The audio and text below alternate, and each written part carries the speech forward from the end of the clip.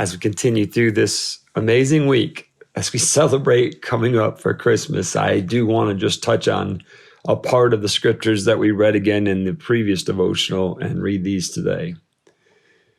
When the angel had returned to heaven, the shepherds said to each other, "Let's go to Bethlehem. Let's see this thing that has happened, which the Lord has told us about."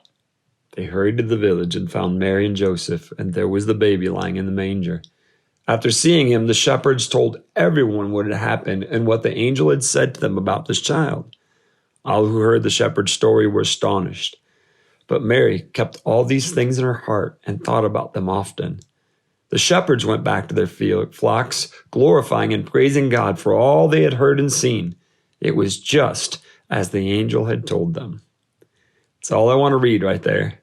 Thinking about this, I just want to reassure you that everything God says will happen. It will happen how he says it. It will happen when he says it. And so we as his people need to have rock solid faith in understanding that our God speaks and his word is truth.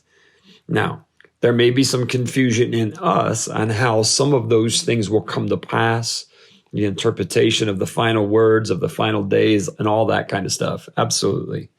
But hey, I just want to tell you, and I want to remind you, church, that when God speaks, his word will come to pass. Every single detail, just like it says right here. It was just as the angel had told them. The shepherds saw every detail of what they were told. If we want to just talk about the end times, I'm just going to say when we see it happening and when it's over and behind us, we will see that every detail that God has said will be just like he said, even if we don't fully understand it now. I don't think they probably fully expected or comprehended thinking that the Messiah, the Savior, would actually be living or laying in a literal manger, but there he was.